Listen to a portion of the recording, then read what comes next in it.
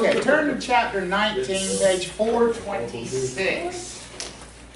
And again, if you don't remember, we do not cover chapter 18. It's not tested at all.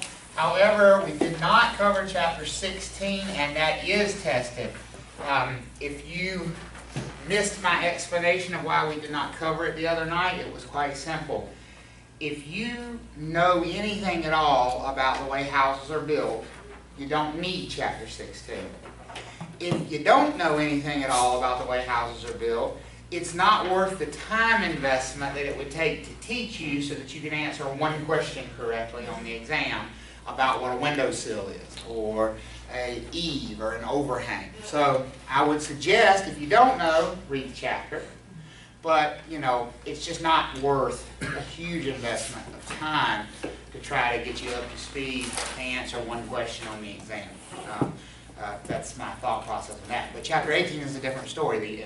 The insurance chapter, don't cover it at all. It's not part of the syllabus any longer. It has completely been eliminated, so you do not have to worry about that material. All right?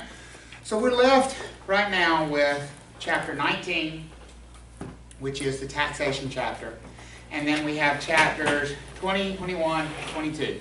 20 is fair housing, 21 is environmental issues, and 22 is real estate investment. Tonight we're going to cover 19 and 22. We're going to get the math chapters out of the way, which will leave us with fair housing and environmental issues to cover next week, and, you know, some odds and ends about North Carolina license law. But we've mostly covered North Carolina license law as well. So we are very much at the end of new material, which is good. I'm pretty sure y'all are sick of it by now, so you're ready to wrap it up. Exam 2 weeks, oh no, sorry, a week from Monday. A week from Monday, I was about to say 2 weeks from today, but today's Thursday. So a week from Monday is your final exam. Just a reminder, if you haven't already, I would suggest ordering your background check. That's always something good to go ahead and get out of the way. Does anybody order it? How fast did you get it back already? No, I just ordered it today. You just ordered it. How much was it? $17.50. $17.50. So Yeah, it is not. It's $15 and $2.50 for something else, for some other credit card processing. I think. Probably, yeah. So it's not an expensive ordeal. It's a lot cheaper than it used to be, and it comes back a lot faster than it used to. The worst part was trying to remember where I had looked before and when I moved Oh my in and when I God. moved out. Yes, Oh my gosh, I don't know. Yeah, all your places of residence. And then it'll come back with all your AKAs on there, like you're a criminal, you know, AKA. Well, I had one AKA because I used to have a different name before I was married. Yeah, right, right. And if you're one of those people that sometimes signs with just an initial, or sometimes first and middle, sometimes just first, you'll have AKAs for those things. They'll come back. All right, so chapter 19 deals with taxation. The first thing I want to point out to you, and there are no slides for this chapter because it is almost exclusively math, okay? There is very, very, very precious little theory in this chapter. It's almost completely math questions, okay? There are two types of taxes we talk about in this class as they relate to real estate. So there's two types of taxes in this chapter that we're going to talk about. And I want to make sure, there's actually 3 types of taxes that we talk about in the class. There's only 2 in this chapter that we deal with. So far, we've talked about one exclusive type of tax. What tax is that we've talked about? Excise tax? Property taxes. Well, and we actually 2, you're right, excise taxes. But the big category is property taxes, right? Excise taxes we only pay when we transfer a property. And they're really, excise taxes is not even the technical name for them. They're actually called revenue stamps, right? So we've dealt heavily with property taxes, ad valorem property taxes. Now, we want to talk about paying the federal government some money, because ad valorem property taxes go to the county and the state, excise taxes go to the state. We want to talk about money going to the federal government. That's what chapter 19 is. That's money being paid to the federal government. And we pay that with real estate related issues in 2 separate ways. Number 1, we pay it as our annual income taxes. When you do your annual income tax return, real estate has an impact on that for many people, if not most people. There's a couple ways that real estate can impact your annual income tax return. Somebody give me an example of how real estate could impact your annual income tax return. Mortgage interest. mortgage interest. And so how would that impact your annual income tax return? In a positive way or a negative way? I.e., would you owe more taxes or less taxes? Less taxes. Less taxes. So we call that a tax deduction, right? Your mortgage interest on your home becomes a tax deduction. So we're going to talk about how those deductions work. Could real estate impact your income tax return in a negative way, i.e. you owe more to the federal government in taxes? If you sell some real estate, it has. If you sell real estate, it has the potential for you to owe taxes. We call those capital gains taxes. But how about, what if we own an income producing property? Do we have to pay taxes on the income produced by that property on an annual basis? Sure do. Absolutely. That's why we call it before tax cash flow at the end of that equation. Before tax cash flow is the amount of money that we put in our pocket before we pay income taxes on those. So when the taxes we're referring to when we say before tax cash flow are the income taxes that we're going to pay on that income. And that depends on what tax bracket we find ourselves in. Whatever tax bracket you're in, that's the percentage of that income that you're going to pay annually in income taxes. Now, capital gains taxes are when we sell a property, and we're going to talk about, number one, do we have to pay them at all? Number two, what is going to be the rate that we pay for those capital gains taxes? Because that can change depending on the type of property, depending on the situation. All right? Fair enough? Does everybody kind of understand that? When we say taxes, tax is a very broad word. We gotta isolate down to the types we're talking about. All right. So if I say capital gains taxes, what's happening? Property sale. We're selling property and we're paying taxes on the Profit. which is the gain, right? Okay. So if I talk about something like your income taxes, we're probably talking about either paying taxes on the income generated by a revenue-producing property, or we're talking about saving on our income taxes as the result of some deductions that we're able to take. Fair enough? Good. So in your book, the first thing they talk about are tax benefits for homeowners. Tax benefits for homeowners, and it's a very short section. Basically, you just need to know the categories of things that are tax deductible, the categories of things that are tax deductible for homeowners. So that if you were given a math question, you could calculate what the annual tax deduction would be. And I'll also show you how this could help in the real world, though you won't have to do that on a test, okay? So, things that are tax deductible. The interest paid on your mortgage loan. Now, they give you a whole lot of extra information in here that you don't need to know. It's technically the interest that's paid on the first $1 million of debt on your primary residence.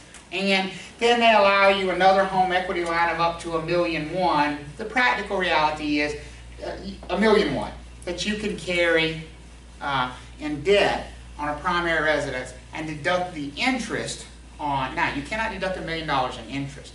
You can deduct the interest on up to $1 million in debt. The interesting thing here is there's a very, very loose definition of what a primary residence is. It can be a motorhome. It can be a boat.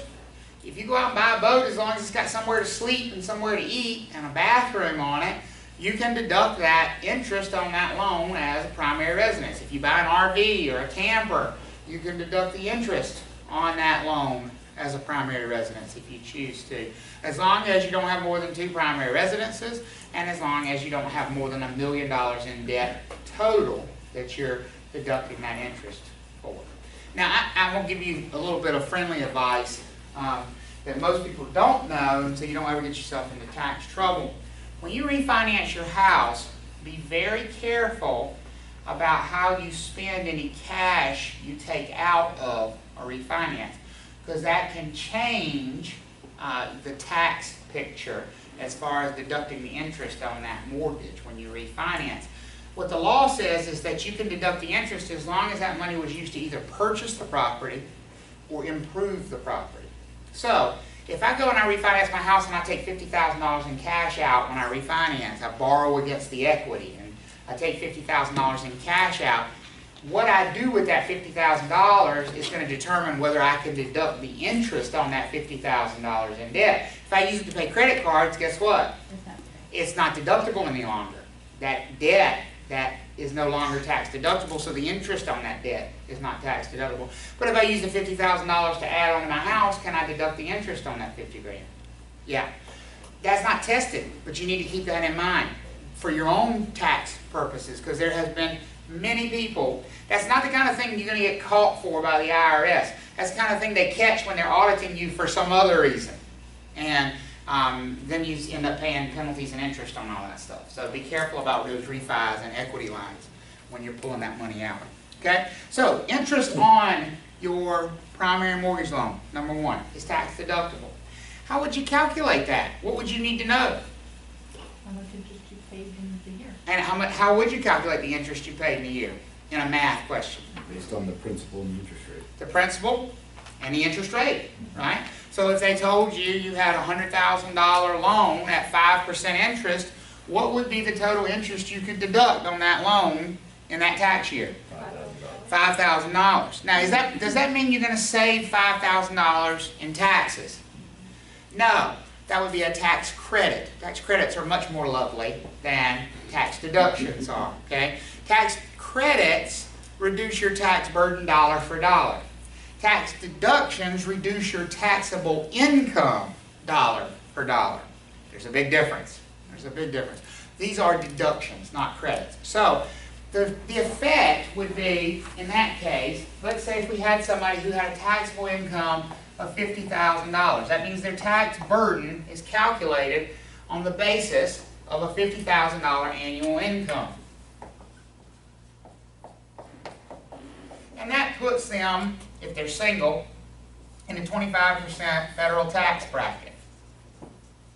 Okay, that doesn't mean they just pay a straight 25% of that, and I'm not getting into how you calculate that, because the way we calculate tax rates in this country is you pay 10% up to a certain income, and then you pay 15% from there to here, but the top of their income is taxed at 25%.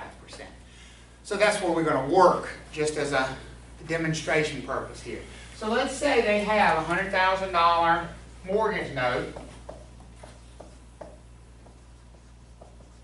at 5% interest, and they just bought it this year, purchased January 1, 2015, and I'm doing my 2016 taxes, okay? Make it January 1 to make it nice and easy, full year. So if I'm doing my 2016 taxes, I can deduct the interest for that entire year because I purchased it on January 1 and I paid interest all year long. Does everybody agree with that? Okay? Now, what other things are tax deductible on that property? Your points. Discount points, if I paid any. So let's say I did. I bought 2 discount points.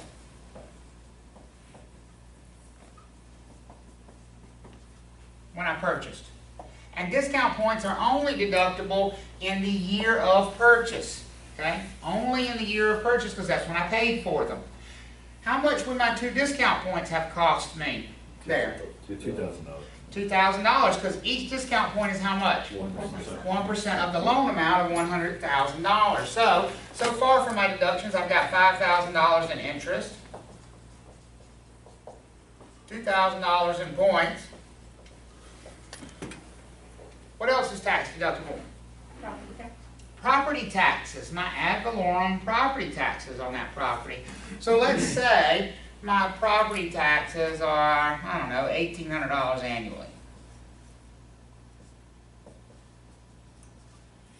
I can deduct those. One more thing. Closing costs? Or like loan fees. What kind of loan fees? We've already talked about loan fees. We've talked about discount points. There's one more loan fee that's hanging out there. The origination fee. So I say I paid a 1% origination fee. That would be $1,000. That would be my total tax deduction for that mortgage loan for that year, which is going to be $7,088, what, $9,800?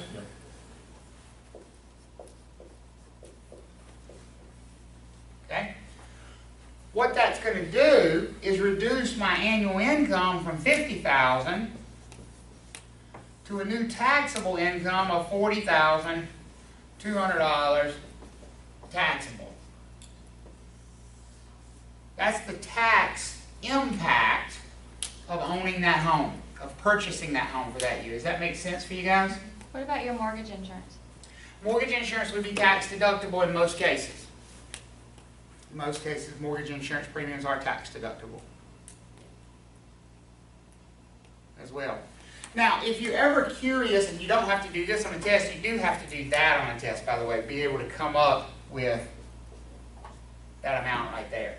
You need to know how to come up with that deduction amount by looking at the things that are tax deductible, the expenses that are tax deductible. From a real world perspective though, it's useful to be able to do this to show clients the benefit of owning versus renting. If somebody is in that 25% federal tax bracket, that means they would have paid 25% of this $9,800 in taxes, in federal taxes. Does that make sense for everybody? What that means is, on the flip side, by reducing their taxable income by $9,800, we have saved them 25% of that number. So if you wanted to calculate what the actual savings would be for that person, you would multiply that times their tax bracket of 25%, and it's what, roughly $2,500, $2,450. That's how much they would save in federal income taxes as a result of owning that property for that 1 year. Now, that picture's going to change next year, right? All those numbers, well, maybe not all. Three of those numbers are going to get worse from our taxpayer perspective next year. Which ones are going to get worse? Interest, points, and origination. Why is the interest going to change? Because your principal goes down. Principal goes down, I pay less, I owe less money, I pay less interest, even though I'm paying the same amount in payment, my interest portion goes down, so that number's going to get lower in year 2 and beyond. What about the points? Completely goes away because you've taken that full deduction in year 1. What about the origination fee? Goes away. What about the property taxes? They'll Probably probably gonna stay the stay same the or go up. They'll stay the same or go up in most years. Okay? That's really all you need to know about the impact of property ownership on your income taxes. That's it. So make sure you can come up with a total tax deduction when looking at those expenses. Okay? Real simple. Now, over on 427 we get into capital gains, which is the much bigger part of the class, and not complex, but more complex than the income tax portion, and certainly more likely to be a math question on the exam. You will definitely get capital gains tax math questions. So in your formula packet there, you should have a formula for calculating the capital gain. I'll tell you what page it's on here. Somebody else finds it before me. I'll mark it out.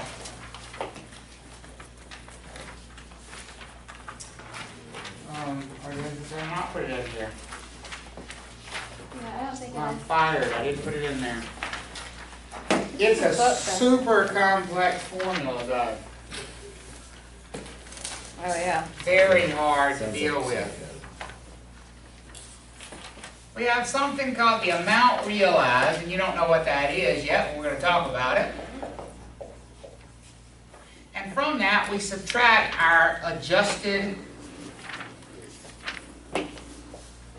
basis. And that's going to give us our capital gain.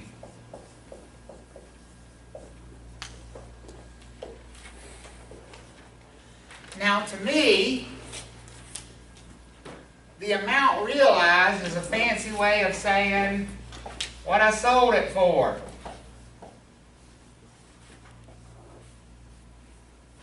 What do you think the adjusted basis is a fancy way of saying? When I bought it. What I paid for it. Now, they are fancy ways of saying that, and here's what makes them fancy. It's not just what I sold it for, because the catch there is what I sold it for is not what I really put in my pocket, is it? No. Okay? So let's talk about that piece of it first. When I sell my property, so we'll talk about calculating the adjusted basis, the amount realized first.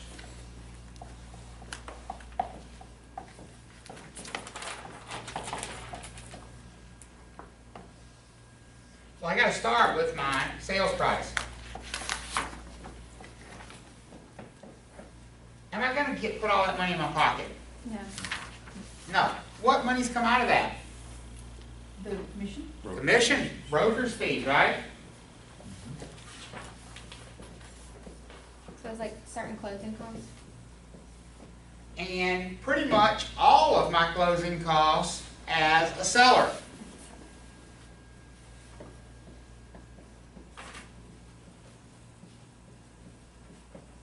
What would my closing costs as a seller be?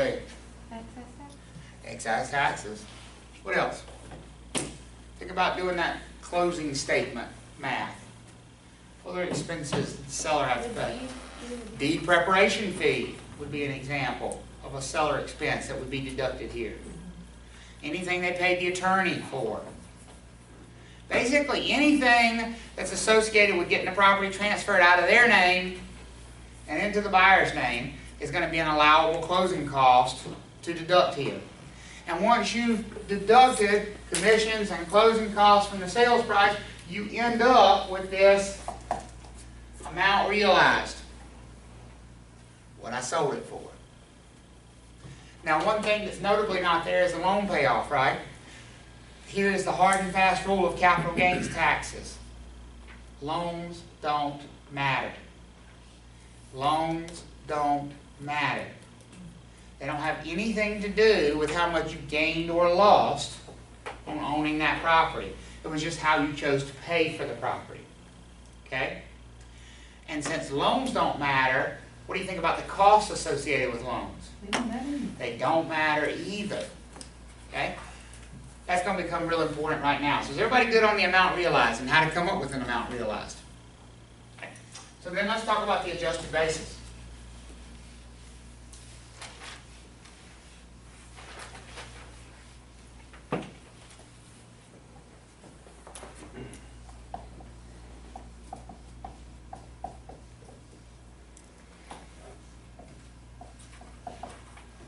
The adjusted basis, or what I paid for it. Well, where do you think we're going to start here? What's our jumping off point here?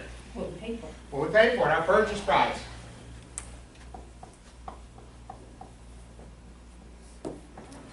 The opposite closing cost?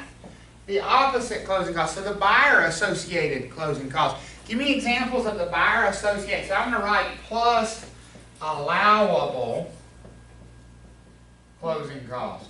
So first, anything not attached to the loan. Anything not attached to the loan, so give me examples. Termite? Termite inspection, yeah? What else? Attorney, Attorney fees, home inspection, inspection. About a survey, right? about an appraisal. Yep. Yeah, because I can get an appraisal whether I'm getting a loan or not, right? What else? About recording fees. Basically, anything not associated with what? The loan. How about discount points? No. No. No. Origination fees. No. Credit report fees. No. No. All of that is a loan-based expense. About the only one that crosses the divide is the appraisal. You can make a reasonable argument that you would have gotten an appraisal no matter what. And so you can usually get away with including the, because everything we include here helps us. Remember, what are we going to do with this number ultimately? We want this to be bigger. We want this number to be bigger, and if you notice, everything over here is a plus, right? We want to increase our adjusted basis, while what did we do with our amount realized? We want loan. We wanted to make it as small as possible, because ultimately the math over here is we want this number to be what? As small as possible. We would love to have a tremendous gain, but when we're doing this math for the IRS, we would like that number to be as small as possible, because ultimately we're going to have to pay taxes on that number. Okay? So, purchase price plus allowable closing costs. What else can I add to my adjusted basis here? Your capital improvements. Capital improvements. So like replacement of the roof, but not repairs, just replacement. That's right. Remember when we talked in the property management chapter, we talked about the difference between a capital expenditure and basic maintenance. So the purchase price plus the allowable closing cost is the straight basis. That's the straight basis. And that's the cost basis. And then the adjusted cost basis is going to include things like capital improvements. Okay? So, new roof, replace the siding, Replace the AC. replumb the entire house, replace the air conditioning. Anything that's new or replaced is a capital improvement. How about a special assessment? Would that be considered a capital improvement? Yes. If the city comes in and puts sidewalks in and charges me for a special assessment, or hooks me up to the city water and sewer and charges me a special assessment, that's absolutely a So like capital if improvement. Repainted the whole house, would that be a capital improvement? No. It is not. No. Repainting is never considered a capital improvement.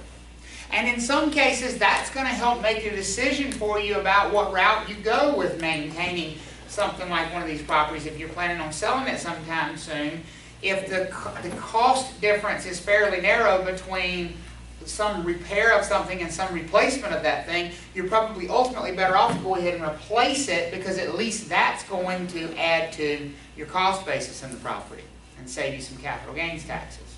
Okay? Now there is unfortunately one negative up here which you need to be aware of. Something called depreciation. Now, in the valuation chapter, we calculated depreciation, right? And the depreciation that we calculated in that chapter was based on the real idea that the property is declining over time. Make sense? Well, the IRS agrees with that idea. So they give you the ability on an annual basis to write off the depreciation on your property. In other words, to take a loss against your operating income. If you have a $10,000 before tax cash flow, you might tell the IRS, well, but my property depreciated by $3,000 this year. So now what are you going to pay taxes based off of? $7,000 instead of $10,000. So this is only income producing, right? This is only on income producing properties. Here's the catch to that, though. The catch is that $3,000 you just told the IRS that that property had depreciated, they remember. And when you calculate this adjusted basis and it comes time to sell that property, what do you think you have to do with all that depreciation you've accumulated over the years? Include it. You got to include it over here. You got to subtract it from that adjusted cost basis. So basically, when you're lowering your cost basis, what are you doing to this number here? You're raising the capital gain. So if you think about that from a tax strategy standpoint, basically what you're doing is you're trading off paying income taxes right now for paying capital gains taxes down the road. That make sense? You're deferring. You're deferring it. That's right. You're deferring or delaying. And we'll talk about why that might make sense in just a second. You may not see, some people want to say, oh, it's just kicking the can down the road. I should do it right now. But there can be real advantages to deferring that, to basically increasing your capital gain might be a better route than paying income taxes on that number. So in some cases, though it looks bad that you took depreciation, you have to remember you saved a lot in taxes by taking that depreciation. And every time you depreciate your home office, even if you don't depreciate the whole house, that, remember that too? Absolutely, it counts. It counts. That's exactly right. So is everybody good on this? For calculating an adjusted basis, and are you good on calculating an amount realized? Now, once you come up with those two numbers, the math of coming up with a capital gain is as simple as subtraction. Amount realized minus the adjusted basis equals your capital gain. So let's get to the real nitty-gritty of the thing. How much do I have to pay in taxes on this capital gain? Here's where they're going to try to trip you up on the exam. They're going to tell you that Karen is in a 35% federal tax bracket because she makes over $300,000 a year. Why, Karen? Soon. Okay? That's why you're in here, right? Exactly. So she's in a 35% federal tax bracket. And she has a capital gain of $100,000. I'm just making up a number. How much is she going to pay in capital gains taxes? How long has she had it? She's had it for 5 years.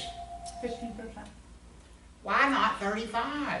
Because once it's over a year, you always, always, always pay 15. Yes, did everybody hear what Leanne said? Here is a very important distinction about capital gains taxes.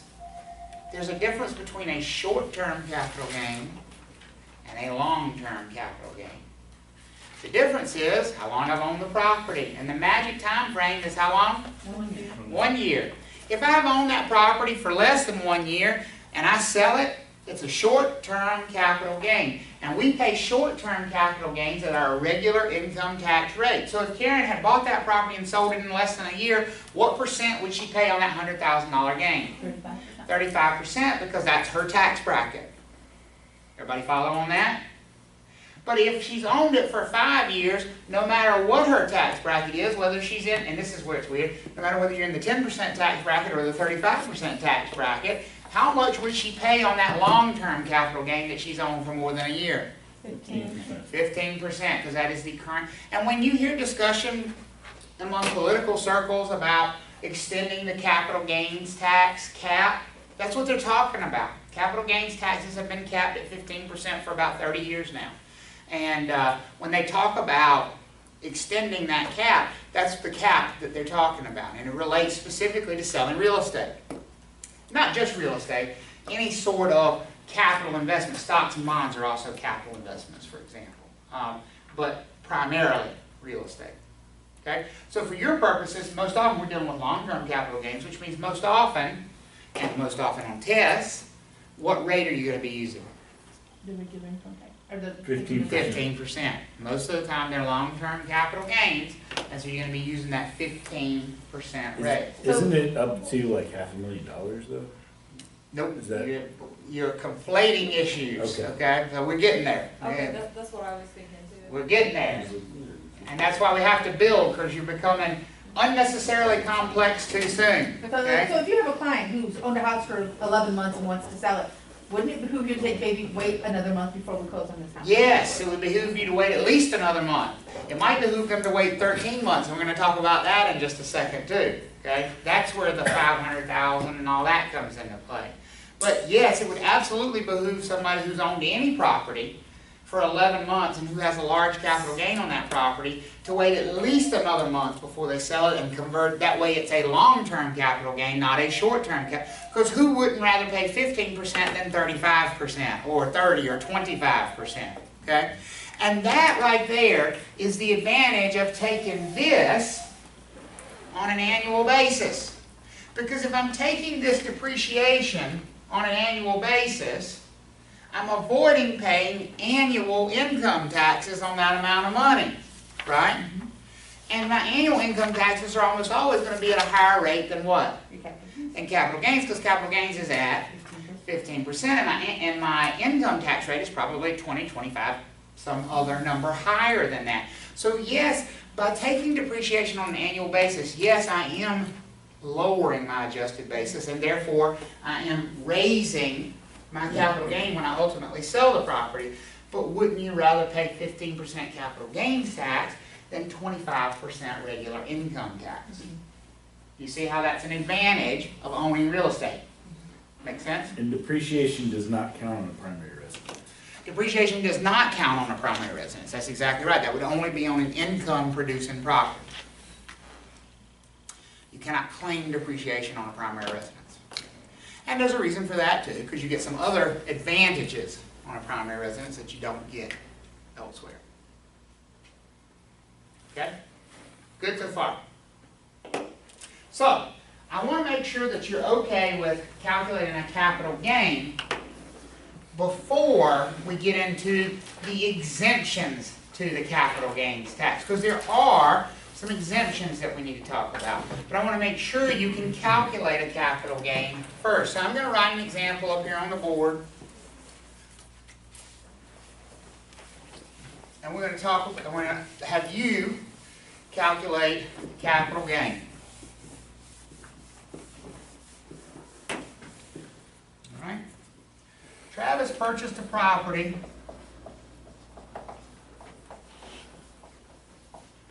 we'll call it an office, in 2013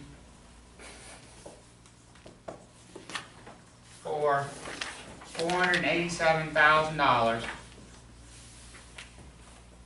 and paid the following. Attorney, $1,500. Recording, $150. Loan fees, $4,850. And appraisal, a fee of $1,500. Okay. He's also done, let's say, new roof for $50,000 in the meantime. All right. Now he is selling the property for $722,000 and paying a 6% commission.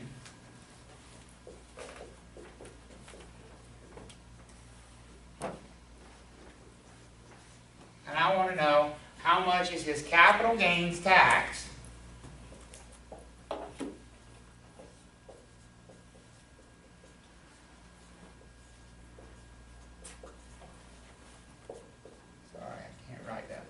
Let's say 722. 722. That's what he's selling for. $722,000. Okay? So he purchased an office in 2013 for $487,000. He paid the following: attorney's fees of $1,500, recording of $150, loan fees of $4,850, an appraisal of $1,500. He installed a new roof on the property since then for $50,000. He's selling the property now for $722,000, paying a 6% commission. And I want you to calculate his capital gains tax. Not his gain, but the tax owed.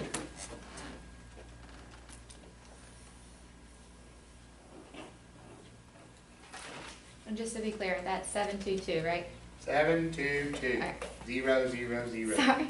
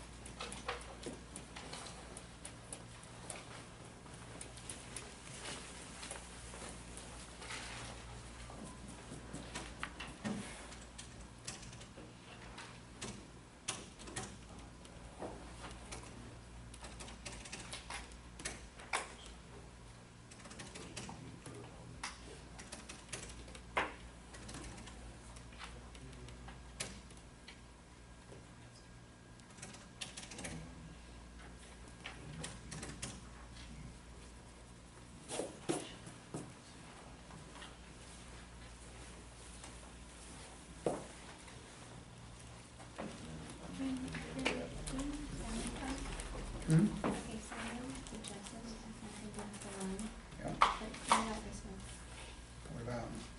His loan, So, that's not taken I from just this, added all is those it? together. The loan fees? And these are the appraisal, right? Appraisals? Appraisal, yeah, okay. 1,500. Remember, the appraisal will be when you bought.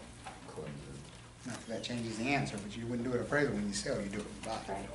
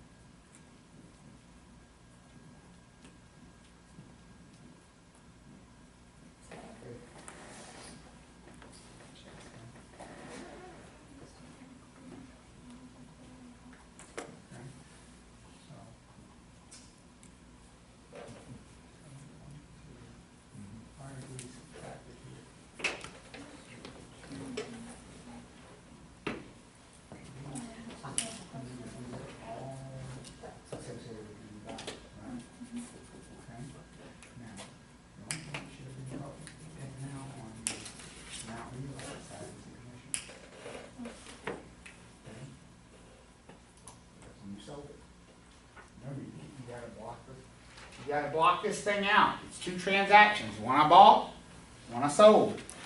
You should be grouping those charges together. It's not just a simple matter of, let me have one number and subtract a bunch of numbers from it.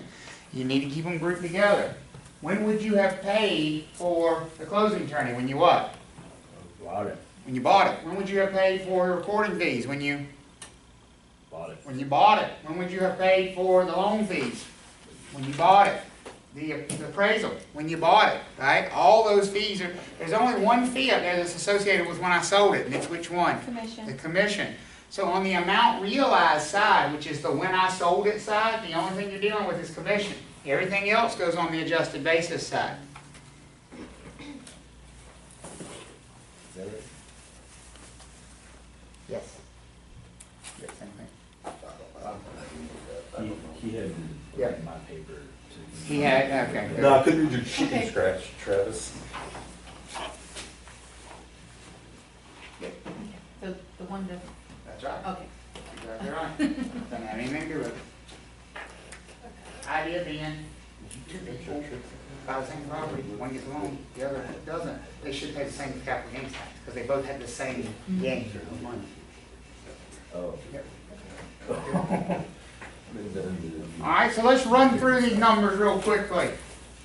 The ones I've looked at so far, correct? First, I need to calculate my amount realized. The amount realized is what I sold it for, which is how much money?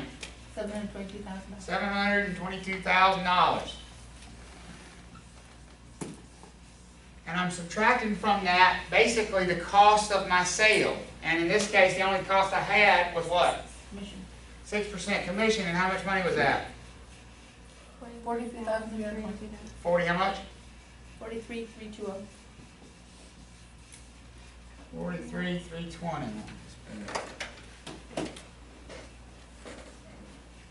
And what did you come up with for an amount realized? 678,680. 678, 680? That is my amount realized. Okay? Now I need to do my adjusted basis. Where do I start with my adjusted basis? Okay. Purchase What I price. paid, which was $487,000.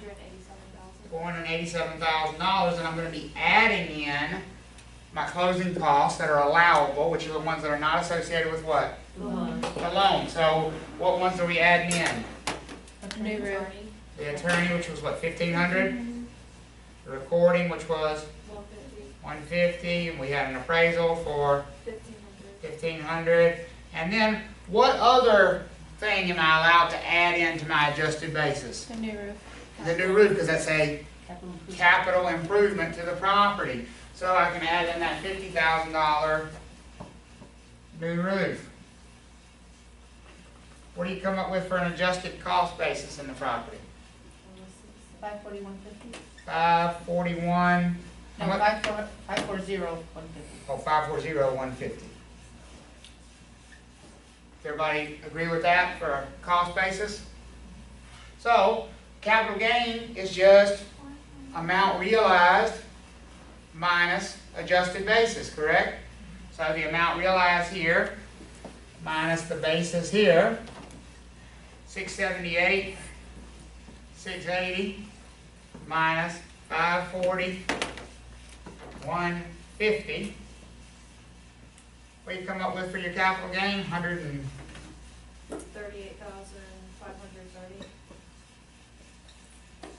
$138,530 is my capital gain.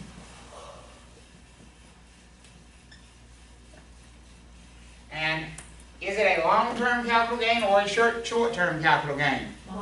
Long-term, because I bought it in 2013 and I'm selling it now, so I've owned it for longer than a year, so it's long-term. And what is my tax rate on a long-term capital gain? 15%. 15%, so I'm going to pay 15% taxes here. And talk to me. 20,779. 50.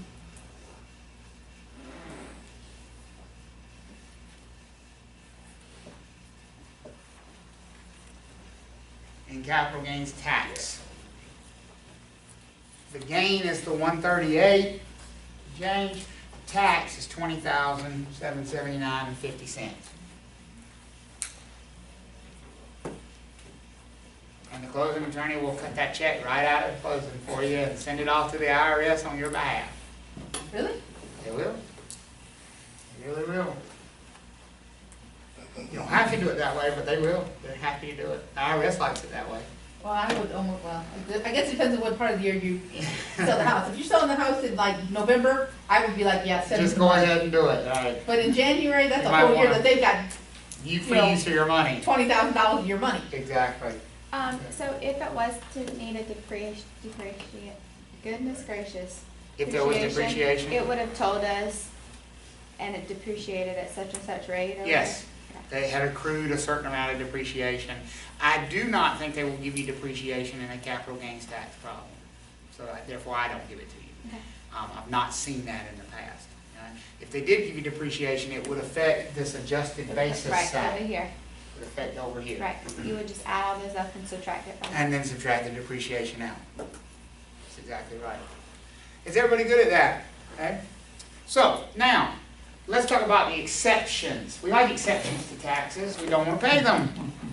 And so we want to talk about there are some times when we don't have to pay the capital gains tax. If you look in your book on page 428 and 429, it says tax-free gains from the sale of a principal residence. I like those words, tax-free. That's nice sounding. And in essence, most people will never pay a capital gains tax for selling their home in this country. That is the blunt truth. Most people will never pay a capital gains tax for selling their home in this country. Now, obviously, there's not just a blanket rule that says you can sell your home and you never pay capital gains tax. There are limitations, but they're very generous limitations, right? So, here's what the rules are about paying or avoiding paying a capital gains tax on the sale of your primary residence. What do you think the first thing we need to define is? What's a primary residence? What is a primary residence? If we're going to give you this tax break on something called a primary residence, we need to define what a primary residence is. Basically, if you have lived there for 2 of the previous 5 years, you can define it as your primary residence. And it does not have to be consecutively. It can literally be accumulated days. So if you've lived there for 730 days within the past 5 years, then you can claim that property as your primary residence, and you can sell it using this capital gains tax exemption. Now, what I would not recommend you doing is you filing with that as an income producing property and then trying to claim it as your primary residence for sale purpose. That's not gonna fly well, folks. You think about that for a second, right? Obviously, if it's your primary residence, you're not being paid what on it? Income. So if you're claiming it as an income producing property, you better have a gap in the income of at least 2 out of the previous 5 years if you want to take this tax exemption. That's just that's a note for your own personal reference there. They kind of catch. So it's like, we have a house that we own. Yep. That we converted to rental property. Mhm. Now, it's been more than 5 years, so if I want to do it as a primary residence, I need to move back into You it need for to 2 move years. back into it for 2 years. And I have given that advice to people before. For example, we have a broker in our firm who's a builder. And he has this super opulent house over in North Raleigh. The place is a palace. And he's lived there for about 6 years. He built it himself. But he has his previous home, which is over off of Leesville Road, which is about a $500,000 house. Still a very nice house. And he built it himself again. So his cost basis in the property was very low to begin with, because he constructed the house himself. That's number one. Number two, it's been an income producing property for the last 6 years now, and he's claimed the maximum amount of allowable depreciation in every one of those years. So basically, his cost basis is pretty much zero in that home at this point in time. Well, he got an offer on it this year, and he wanted to sell it. And he came to me and he said, how much is this going to cost me in taxes? And I looked at what his adjusted basis was, and I looked at what the offer was, and I said, about $90,000. And he goes, you have got to be kidding me. I said, no, not at all. Because if his adjusted basis is zero and he sells the house for roughly $500,000, that's 15% of $500,000, right? So what advice do you think I gave him? Put that in there. If it's a rental property, get rid of the tenants that are there now, and you move back in there for 2 years. Rent the big house out, or leave it empty. Wouldn't it be worth leaving it empty for 2 years to save $90,000 in taxes? Do you have to even actually, I mean, as long as you claim that as your primary residence, so he could stay in the big house? Yes. As long as he didn't have anybody in the little house? Collecting revenue, and he claimed it on his taxes as his residence. That's exactly right. So basically, he's either got to live there or he's got to leave it empty and claim he's living there. So I guess Or it let depends on how someone much stay he's there paying for free. taxes. That's I mean, in income, rental. Yeah, right, exactly. So what do you think he's doing? He's living in the little house, right? He's actually renting the big house out. He found somebody who was looking for an executive rental. They rented the thing furnished for like $7,000 a month, and so he's moved back into the little house. And in another year and a half, he will sell that one and save He's doing $90,000. okay, is what you're saying. He's doing well, yeah. He's not doing poorly at all. I definitely did not want to indicate that. That does not mean he wanted to pay $90,000 in taxes that he didn't have to pay. Who does? Who does, exactly. Does that make sense for everybody? So, the rule is, you have to have lived there as your primary residence for 2 out of the previous 5 years. You can only take this exemption once every 2 years. So if you have multiple primary residences, which you can't sell both and use the exemption both times. That's going to be an important one if you ever have clients who are getting married, for example, and they both have a property and they both want to sell their property and then they're going to buy a house together. When should they complete those sales? Before they're married. Before they get married, because once they're married, they only get one exemption every 2 years. You become one entity once you're married. So if they have a capital gain on both those properties, it would be in their interest to close on both of them before they get married. But once they get married, then it goes up to, it's like 500,000, right? But it would only be on one property. Right. Exactly. So, what are the limitations of this exemption? Well, it's up to $250,000 in gain is tax-free. If it's your primary residence, then the first $250,000 of gain, not purchase price or sales price, but gain. Remember, I mean, look at this. We had a $700,000 sales price over here, but the gain was only how much? 138 grand, right? So $250,000 in gain is a quite big capital gain, particularly on a home. Okay?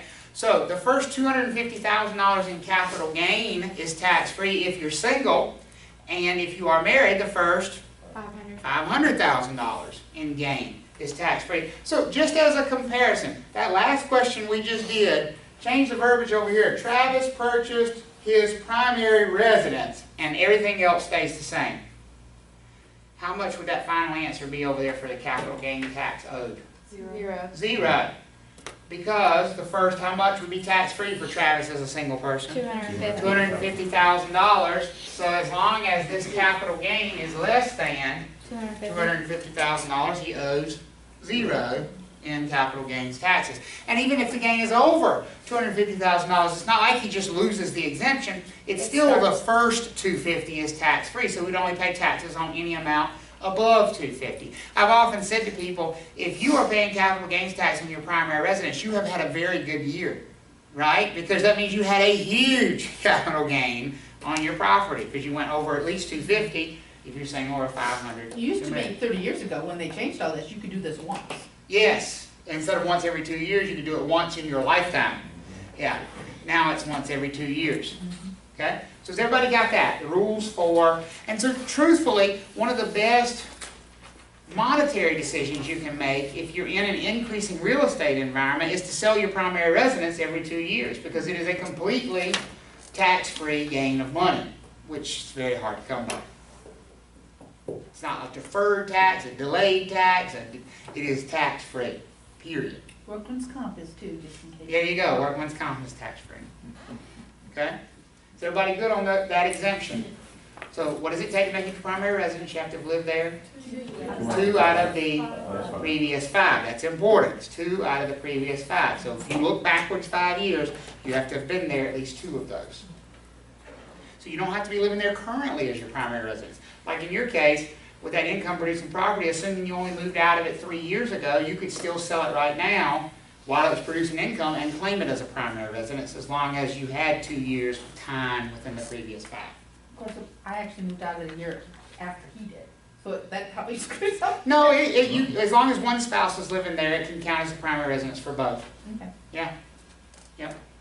All right, so a tax-deferred exchange, sometimes called a 1031 exchange. You might want to write that down. You might see it on a test. These are sometimes called 1031 exchanges. That just refers to the tax code for them. 1031 is the tax code in the United States. If you look up the United States Tax Code 1031, it deals with these kind of exchanges. They're called like-kind exchanges. Basically, the federal government says, if I'm selling this property over here, and I don't want to pay capital gains tax on it, now forget the whole it's my primary residence thing. Because if it's my primary residence, would I want to do a tax-deferred exchange? No. No. Matter of fact, you can't, okay? Because it would be stupid to do it. Because you're not paying taxes on the vast majority of the gain if it's your primary residence. Is everybody following me there? Yes. So, we're talking about investment property when we talk about these tax-deferred exchanges. We're talking about this big bill over here, $83,000 almost. So when I was asking about this is kind of like your friend, say he did not want to live in the other house. This would have been an option for him? This would be an option for Okay. him. Absolutely. Anybody who's got a big capital gains tax bill, this is an option for. So, here's what the federal government says. Does everybody understand what we're trying to accomplish? It's a process by which I can delay, indefinitely by the way, paying these taxes. Here's the catch. How much of that money, that $749,000, you think I can put in my pocket at this closing? None. None. None.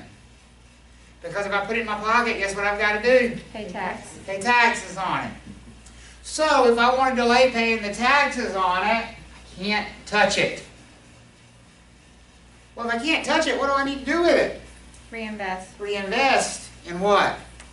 Another property. Another piece of property. That's why it's called a like-kind exchange. I need to buy another piece of real estate.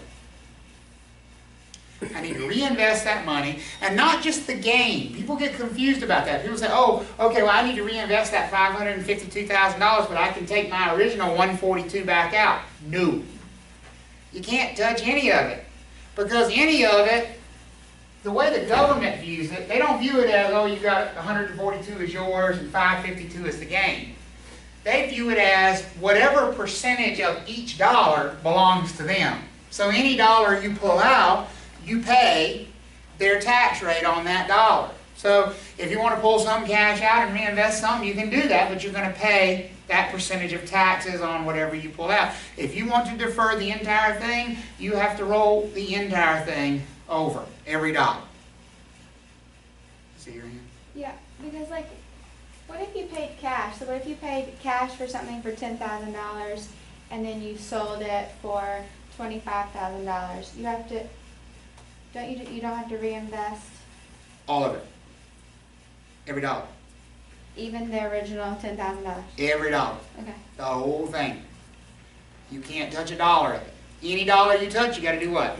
Pay Pay tax. taxes on. So if you want to do, the answer is you can get as much of it as you want out, but if you want to defer all the taxes, you have to defer getting the money as well. So basically, you're delaying two things. You're delaying paying the taxes, but you're also delaying putting your hands on the money. Does everybody follow that? Now, here are the advantages, and here's why you would want to do that. Eventually, you will die.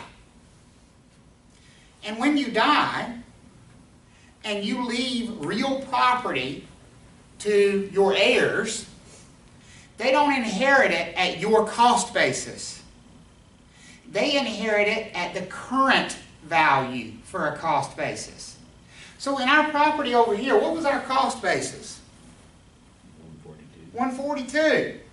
If my dad leaves me that house as an inheritance, I don't inherit it with a cost basis of 142. I inherit it with a cost basis of $749,000 because that's its current value. So now if I sell the property, how much do I pay in capital gains taxes? Zero. Zero. So a tax-deferred exchange is really, it's almost like estate planning, right? Because it's a way that you can pass on, because if I sell the property now, I got to pay capital gains taxes on it now. Whereas if I keep doing these tax-deferred exchanges along the way, whoever inherits my property at the end is never going to pay those capital gains taxes at all. Does that follow and make sense for everybody? This used to be how you had to do primary residences, if you didn't. Yes, right, because they didn't have the exemption in place. Right. So I know in like IRAs and such, if you're a beneficiary of an IRA, same thing happens. Same principle. But the cost basis goes to the day the person died.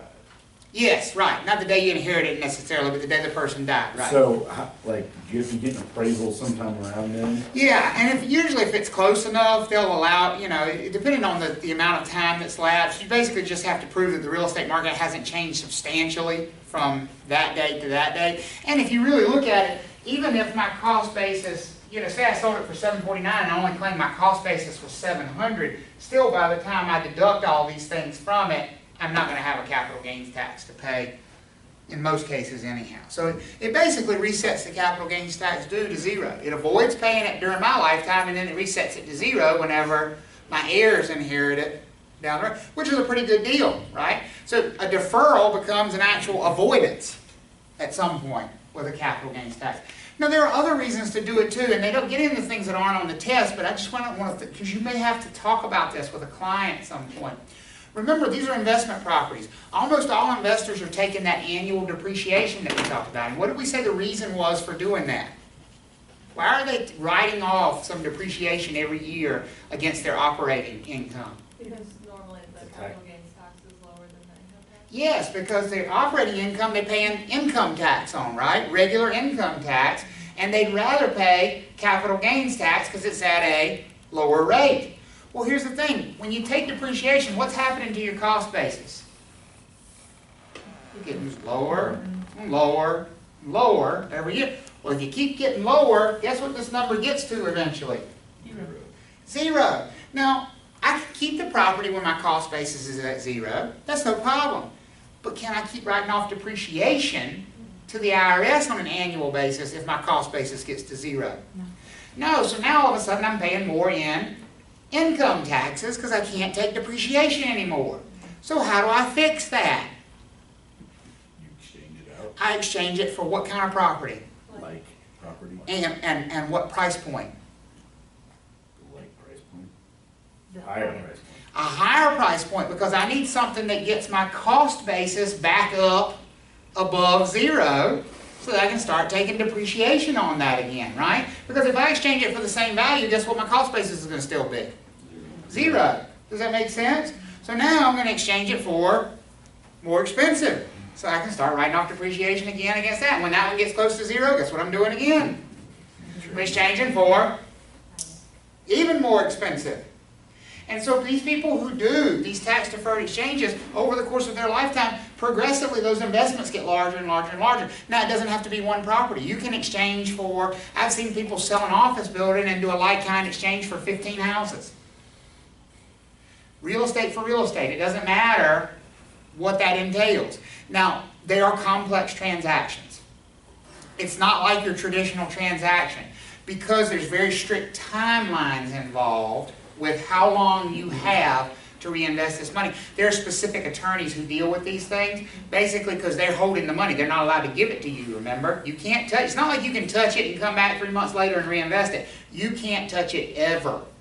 So it has to sit in some attorney's trust account until you identify the property that you're going to purchase, and you only have a limited amount of time to actually close on that new property to reinvest it. I don't think they'd ever test you on the time limit, so I'm not going to worry about that.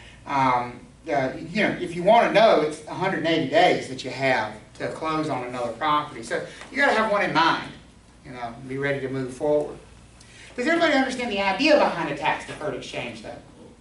The point is to delay paying that capital gains tax and hopefully completely avoid paying it.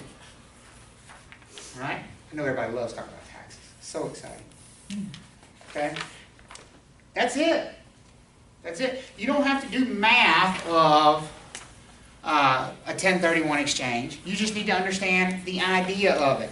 Now, if you're ever asked this kind of a question about a 1031 exchange, Travis sells, so let's assume my owners over here sold this property for the $749, and they have a capital gain of $552 at that number, and they say, look, we just need a little bit, a little bit of cash back out. Give us 20% of the proceeds of the sale, and we'll reinvest the rest. Can they do that? Yes, as long as they pay what? 20% of this number in taxes. So whatever percentage of the transaction they take out from the transaction, they have to pay that percentage of the tax that's due. Good? Because a 1031 doesn't change your capital gain. Your capital gain stays the same.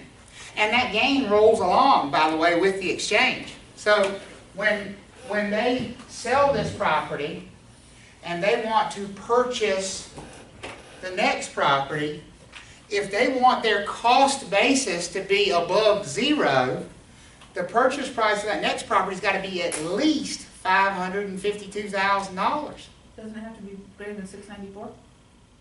For, oh, no, just got to be greater than the gain. Okay. But wait, will you go back a second? You said that they... Oh yeah, greater than 694, because that's right. You're exactly right. It's got to be greater than 694, just to have their cost basis be above zero. Because anything less than 694, and their cost basis is going to be zero. Yeah. Can I ask a question? Yeah. So a minute ago you said that, you know, that's their gain, or I mean, whatever, the 555, and they want to, Yep. they'll reinvest all of that, but want to take 20% Reinvest. out? All of that. Okay.